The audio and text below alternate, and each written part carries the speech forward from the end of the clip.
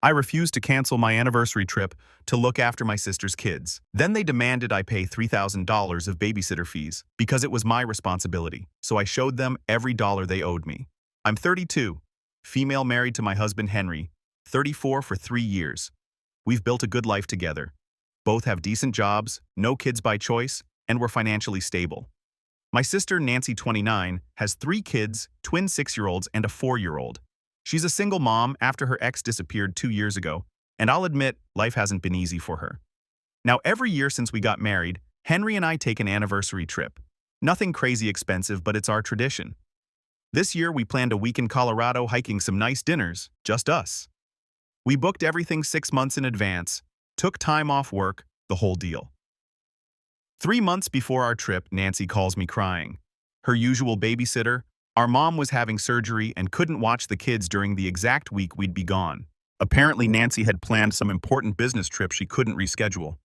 "Please, Lucy," she begged. "I know it's your anniversary, but this trip could change everything for me. It's a conference that only happens once a year, and there are potential investors there." I felt bad. I really did. But I explained that we'd already paid for everything, taken time off, and honestly, we needed this trip. Work had been stressful for both of us, and we've been looking forward to it for months. That's when things got ugly. "Seriously, you're choosing a vacation over family?" Nancy's voice turned cold. "I can't believe how selfish you are." I tried to suggest alternatives. Maybe she could bring the kids or reschedule or find another babysitter, but apparently none of those options worked for her once-in-a-lifetime opportunity. The conversation ended with her hanging up on me. I thought that was it, but I was wrong. So very wrong. The next day, my phone started blowing up. Mom called first. "Lucy, honey, I heard about Nancy's situation. I know your trip is important, but family comes first. Maybe you and Henry could go another time." I explained again that we'd already paid, couldn't get refunds, and had been planning this for months. Mom sighed dramatically. "Well, I raised you to put family first. I'm disappointed." Then Dad called. Then my aunt, then Nancy's best friend somehow. One by one, they all had the same message. I was being heartless, selfish, and clearly didn't understand what family meant. The texts started next. "Nancy, thanks for showing me where I rank in your priorities. The kids ask why Aunt Lucy doesn't love them anymore. Mom, I'm praying you'll change your heart and do the right thing. Dad, your sister is struggling and you're worried about a vacation. This isn't how we raised you." It was like they'd all coordinated their guilt campaign. Every conversation somehow circled back to how I was abandoning family in their time of need. The breaking point came when Nancy showed up at my house unannounced with all 3 kids in tow. "Look," she said, corralling the twins while the 4-year-old clung to her leg. "I brought them over so you could see how much they need you. Kids, tell Aunt Lucy how excited you are for your sleepover week." The kids started jumping around excitedly, talking about all the fun things we do together. Nancy had clearly prepped them. I felt like the world's biggest monster as I had to explain that I wouldn't be able to watch them. "But Mommy said you would." The 4-year-old started crying. "She said you promised." I pulled Nancy aside. "You told them I already agreed. That's incredibly manipulative." She shrugged. "I figured you'd come around. You always do." That stung because it was partially true. I had a history of rearranging my life for Nancy's crises. When she needed money for rent, I helped. When she needed someone to watch the kids for dates, I was there. When she wanted to go out with friends, guess who babysat? But this was different. This was my marriage, my relationship, my mental health. I stood firm. Nancy left with the kids, but not before making sure they knew I was the reason their fun week was canceled. The harassment escalated. I started getting Facebook messages from relatives I barely talked to, all about family values and sacrifice. Someone even left a comment on my Instagram about how some people only care about themselves. Henry was getting fed up too. His family thought the whole situation was insane. "Babe, you've helped Nancy more times than I can count," he said one night after I'd spent an hour on the phone with my guilt-tripping aunt. "When does it end? When do you get to live your life?" 2 weeks before our trip, Nancy tried a different approach. She showed up with a PowerPoint presentation on her laptop. I'm not joking. A PowerPoint. She'd calculated how much money this business conference could potentially bring in, created graphs showing her financial projections, and even included testimonials from previous attendees. The final slide was titled Investment in Nancy's Future versus Selfish Vacation Choice. Look, she said, clicking through slides like she was presenting to a board of directors. If this conference goes well, I could be making enough money to never need help again. But if I miss it, I'll be stuck in the same cycle of struggling. Is one vacation really worth keeping your sister in poverty? I had to admire the effort, but my answer remained no. That's when she played her final card. Fine, but when I'm homeless with 3 kids because I couldn't take this opportunity, that's on you. When they ask why mommy couldn't provide for them, I'll tell them it's because Aunt Lucy chose a vacation over their future. Henry happened to come home during this conversation. After Nancy left, he was quiet for a long time. That was emotional abuse, he finally said. Pure manipulation. If she's this desperate for the conference, she can find another babysitter or bring the kids with her. But Nancy had an answer for that too. Apparently, the conference was adults only and she'd already tried everyone else. I was her last hope. The week of our trip arrived. I blocked most of my family's numbers by then because the calls and texts were affecting my work and sleep. Henry and I drove to Colorado with our phones on airplane mode. It was exactly what we needed. We hiked, ate good food, talked about everything except my family drama, and remembered why we fell in love. For the first time in months, I felt like myself again. On day 3, I turned my phone on to check messages. 67 missed calls, hundreds of texts. My heart dropped thinking someone had died. But no, it was all about Nancy's conference. Apparently, she found a last-minute babysitter, some college student who charged $20 an hour. For 3 kids round the clock for a week, it came to nearly $3,000. The texts from Nancy were a roller coaster. Day 1, found a babysitter. See, I didn't need you after all. Day 2, this is costing me so much money. Money I don't have. Day 3, I can't afford this. You realize you're bankrupting me, right? Day 4. The babysitter wants payment up front for the rest of the week. I had to put it on my credit card. Day 5. I hope your vacation was worth destroying my financial future. Mom and Dad had joined in too. Mom, your sister is going into debt because of your selfishness. Dad, she's trying to better herself and you've made it impossible. I showed Henry the messages. He read them, shook his head and said, "Turn the phone back off. Deal with this when we get home." Smart man. We finished our trip without further drama. It was honestly one of the best weeks of my life. We came back refreshed, reconnected, and ready to face whatever my family would throw at us next. What I wasn't prepared for was the silent treatment. For 2 months, nothing. No calls, no texts, no Facebook comments. It was like I'd been cut off completely. At first it was peaceful. Then it started to hurt. These were my parents, my sister people. I've been close to my whole life. I considered reaching out several times. Henry kept reminding me that I hadn't done anything wrong, that they were the ones who owed me an apology. But family is complicated, you know. Part of me wondered if I really was being selfish. I lasted 2 months before I cracked and called Mom. "Oh, now you want to talk to us?" she said coldly. After abandoning your sister, I asked how Nancy's conference went. Apparently, it had been life-changing, but she was now drowning in debt from the babysitter costs and other expenses. She can barely afford groceries, Mom continued. All because you couldn't help family. The guilt was overwhelming. I almost offered to help with money, but Henry overheard and gave me a look that stopped me cold. After that call, the silence resumed until yesterday. I was working from home when the doorbell rang. Through the peephole, I saw Mom, Dad, and Nancy standing on my porch. Nancy was holding a folder and looked like she meant business. My first instinct was relief. Maybe they were here to apologize, to repair our relationship. I missed them more than I'd admitted to myself. I opened the door with a smile. "Hey, I'm so glad we need to talk," Nancy interrupted, pushing past me into the living room. They all sat down without being invited.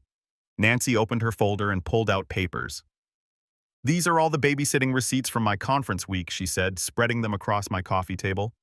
"Professional childcare for 3 children, 24/7 for 7 days. Total cost, $2,847. I stared at the papers, confused. "Okay.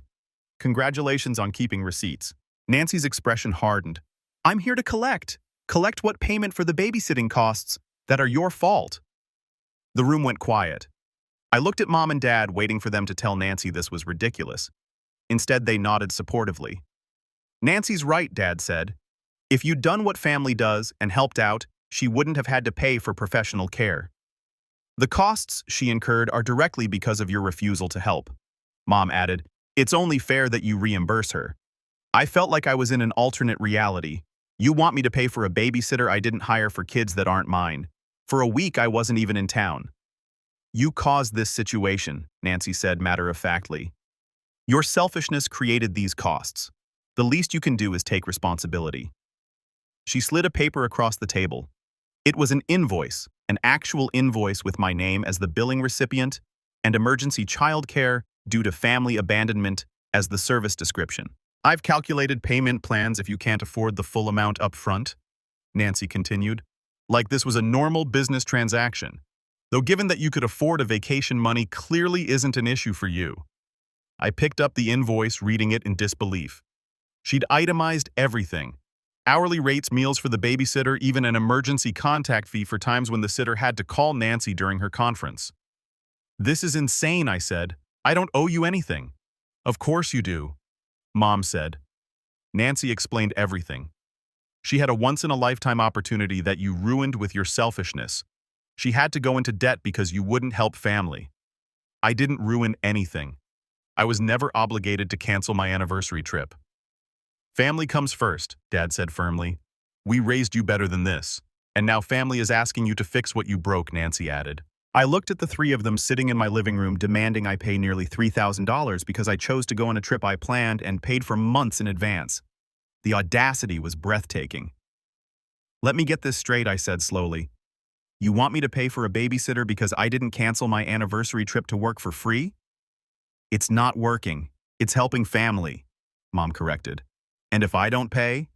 Nancy smiled coldly. Then everyone will know exactly what kind of person you really are. I've already started telling people about how you've treated us.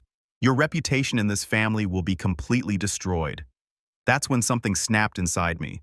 I'd spent months feeling guilty, wondering if I was wrong missing my family despite their treatment of me. But sitting there listening to them demand payment for their own choices, I felt clarity like I'd never experienced before. I stood up, walked to my kitchen, and grabbed my laptop. When I came back, they were whispering among themselves, probably planning their next guilt tactics. You know what, Nancy, I said, opening my laptop? You're absolutely right. They look surprised by my agreement. I should pay for those babysitting costs. It's completely fair that I reimburse you for the consequences of my choices. Nancy's face lit up. Finally, some sense. In fact, I continued typing on my laptop. I think we should settle all family debts while we're at it. I turned the screen toward them. I'd opened a spreadsheet I created years ago but never shown anyone. A detailed record of every loan, every favor, every time I'd helped Nancy financially over the past decade. Let's see, I said, scrolling through entries. There's the $500 I lent you for rent in 2019 that you never paid back. The $800 for your car repair in 2020. The $1,200 I spent on Christmas gifts for your kids in 2021 when you said you couldn't afford anything. The $300 grocery bill I covered when you were between jobs for 3 months. Their faces were changing as I read. Oh, and we can't forget the babysitting hours. Let me calculate. Roughly 200 hours of free childcare over the past 5 years. At the professional rate you paid last week, $20 per hour. That's $4,000 right there. Nancy's mouth was opening and closing like a fish. Then there's the emergency fund I gave you when your ex left. $2,000 that was supposed to be temporary. The furniture I bought when you moved apartments. The security deposit I covered because your credit wasn't good enough. I kept scrolling, reading entry after entry. Years of financial help, free labor, emergency assistance, all carefully documented with dates and amounts. The grand total of what you've cost me over the years is $1,847. So, if we're settling family debts based on inconvenience and obligation, you can pay me my money first, and then we'll discuss your babysitter bill. The room was dead silent. But that's different, Nancy finally sputtered. That was you helping family. Exactly. And now you're asking me to help family again by paying for your choices. But funny thing about family, it should go both ways. I clicked to another tab I'd prepared. I also tracked all the times you've helped me over the years. Let's see. There was that time you hate, and then when you... Oh, wait. I made a show of scrolling through an empty document. This is weird. It's showing 0 entries. Are you sure I have the right file? Dad cleared his throat. Lucy, that's not fair. Nancy has 3 kids. She's been struggling, and I've been helping for years without keeping score, without sending invoices, without demanding payment plans. I closed the laptop until today, when apparently we're treating family obligations as business transactions. Mom tried a different approach. Honey, we're not asking for much. Nancy really is struggling with debt now. The debt she chose to take on for a conference she chose to attend using a babysitter she chose to hire at a rate she chose to pay. I shrugged. Her choices, her consequences. But if you just helped Nancy started, if I just canceled my anniversary trip, abandoned, my husband lost money on non-refundable bookings, used my vacation days and worked for free for a week, then yes, you wouldn't have had to pay a babysitter. I nodded thoughtfully. You're absolutely right. I'm a terrible person for not doing that.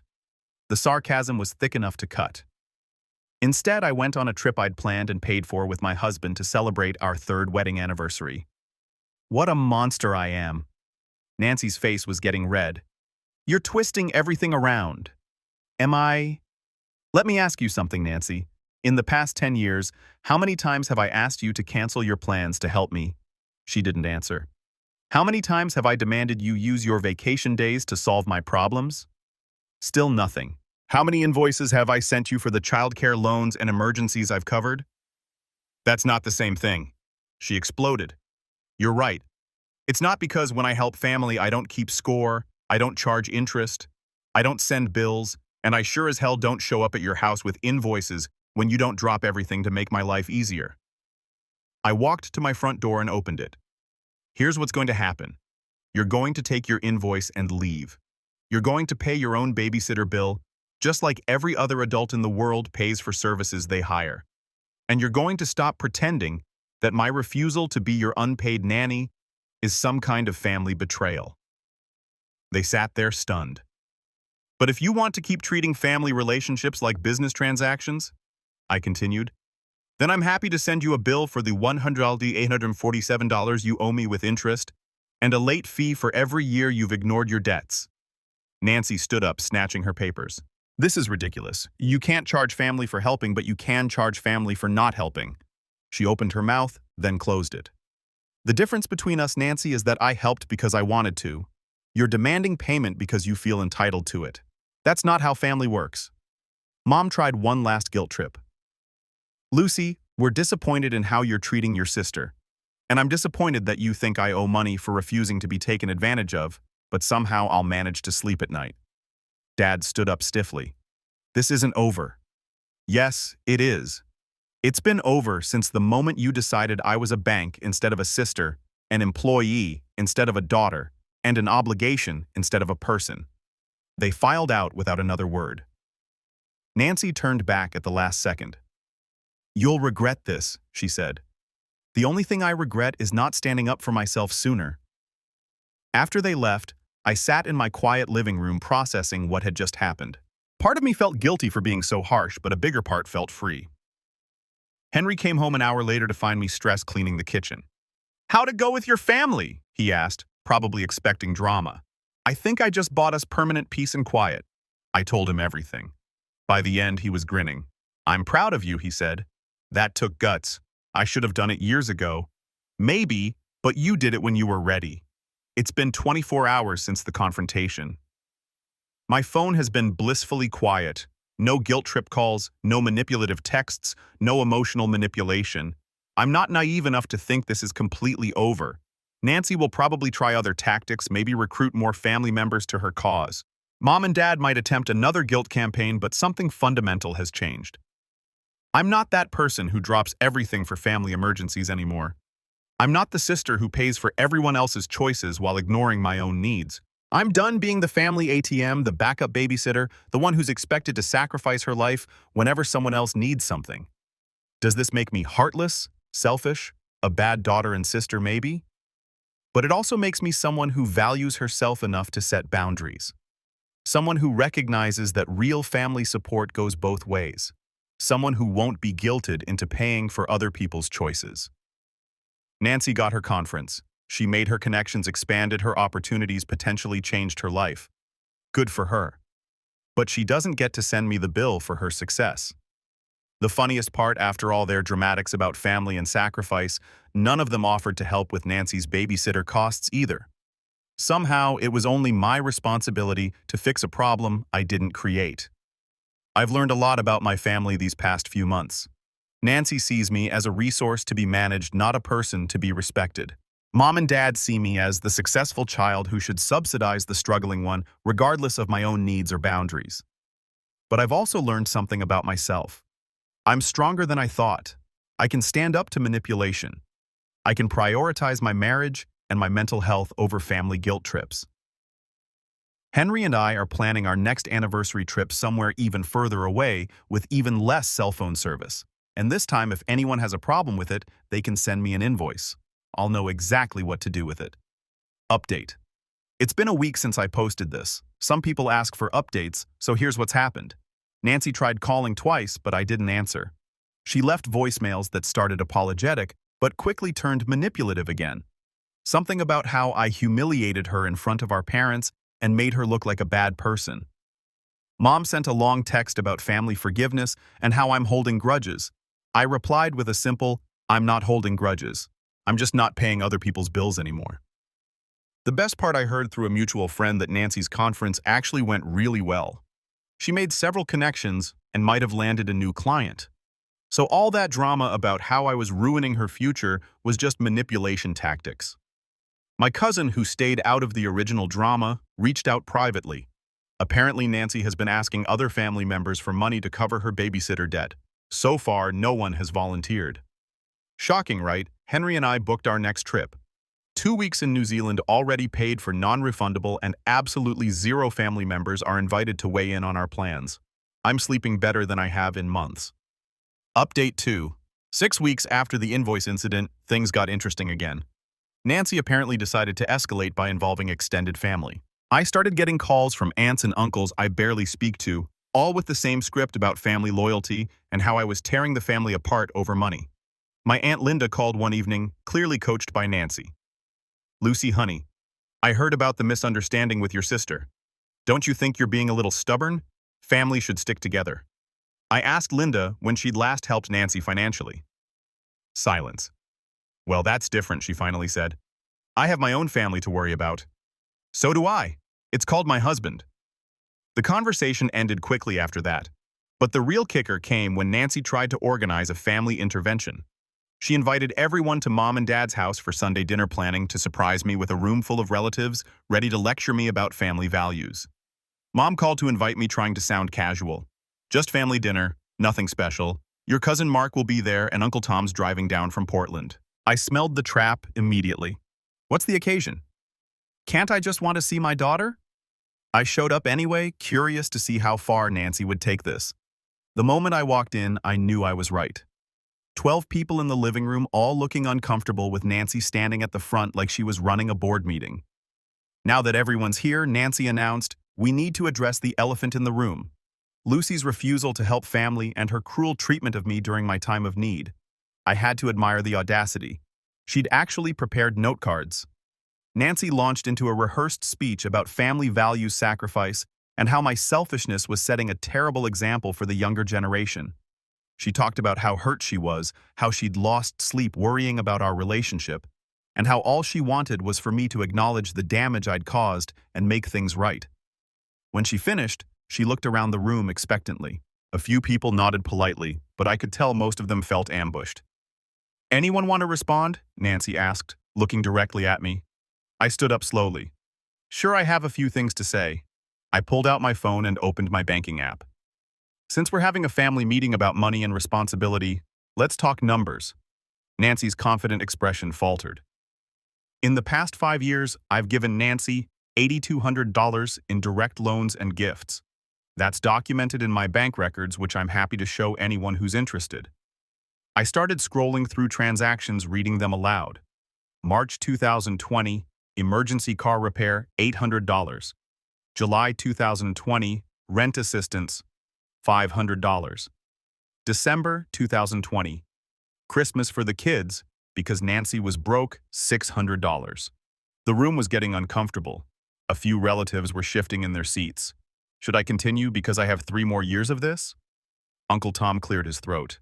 Lucy, that's very generous of you, but I'm not done. Nancy also owes me approximately 200 hours of unpaid babysitting over the years. At minimum wage, that's another $1,500. At the professional rate she hired for her conference, $4,000. Nancy tried to interrupt. That wasn't work. That was helping family, right? Just like how you expected me to help family by canceling my anniversary trip. I put my phone away. But here's the thing everyone needs to understand. I helped because I wanted to. Nancy is demanding payment because she feels entitled to it. I looked around the room. How many of you have canceled vacations to babysit Nancy's kids? Silence. How many have given her thousands of dollars in loans? More silence. How many of you think I should pay her babysitter bill from a conference I didn't attend for kids that aren't mine during a week I wasn't even in town?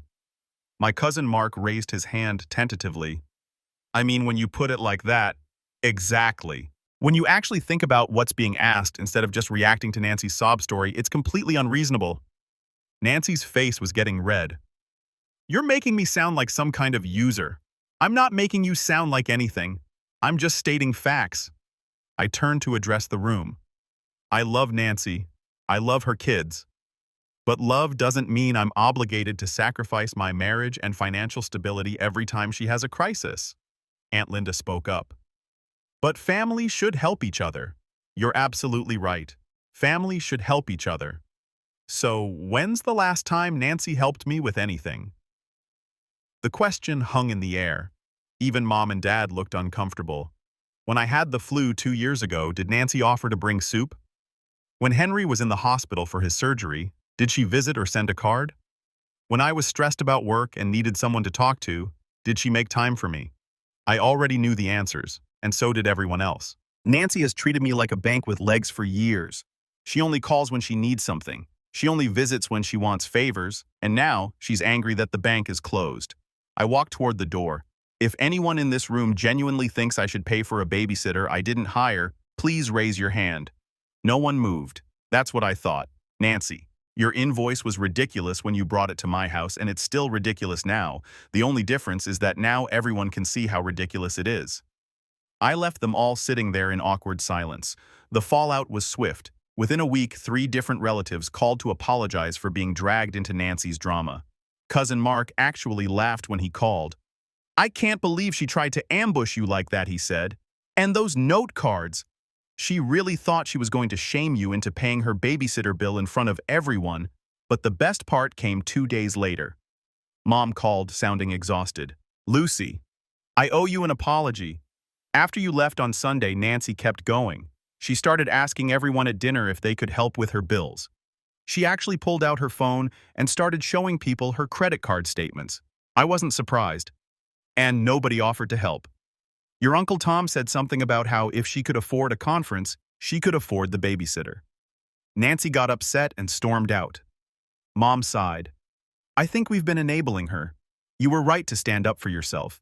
It felt good to hear that, but I was also sad it had taken this long. I never wanted to hurt anyone, Mom.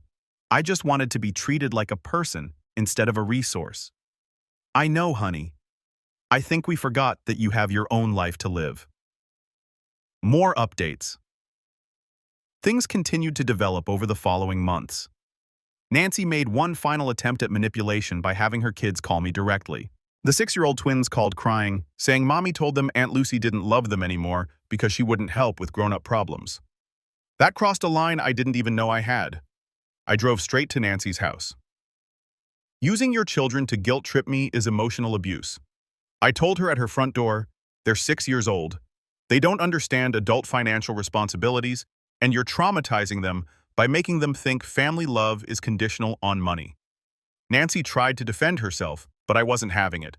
If you ever use those kids to manipulate me again, I will document it and report it as emotional abuse. Children should never be weaponized in adult conflicts. I spent an hour with the kids explaining that Aunt Lucy loved them very much, but sometimes grown-ups had disagreements that had nothing to do with them. I bought them ice cream, and assured them that family love wasn't something that could be turned on and off based on money or favors.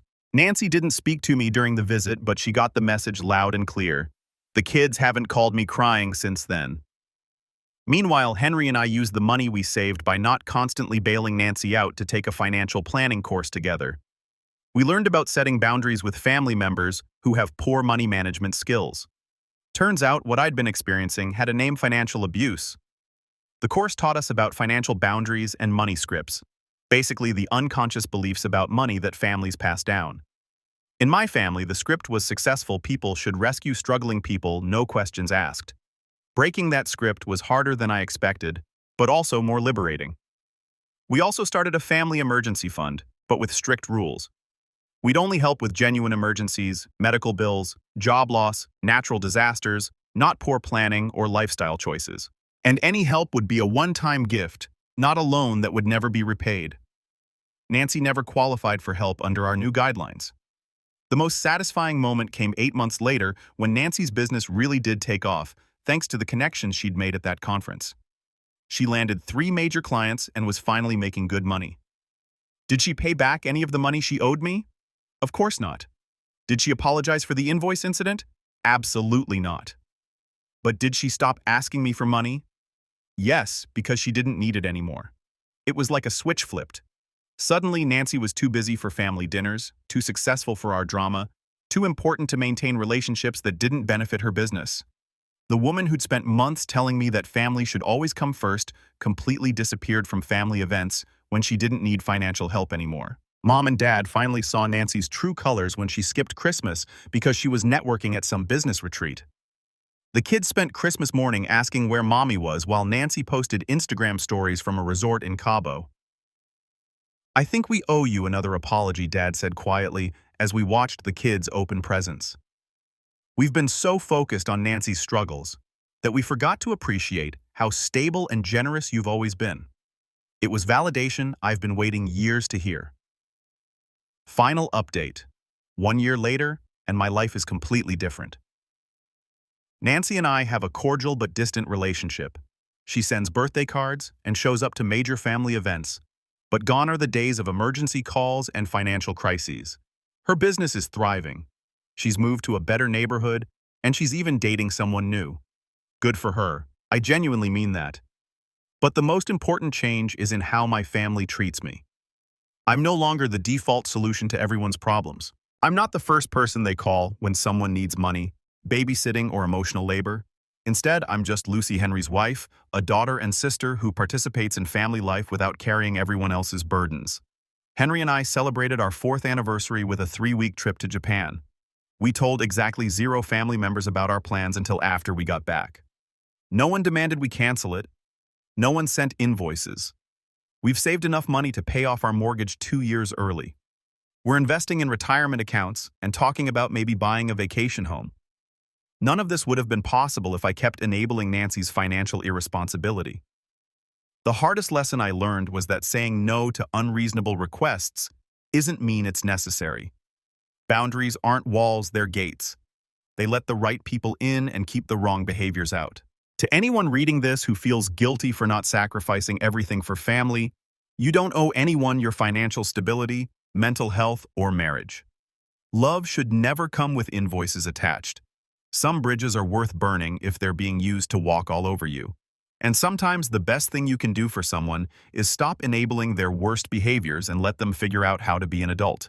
Nancy learned to run a successful business when she couldn't rely on me as her personal ATM. Funny how that worked out.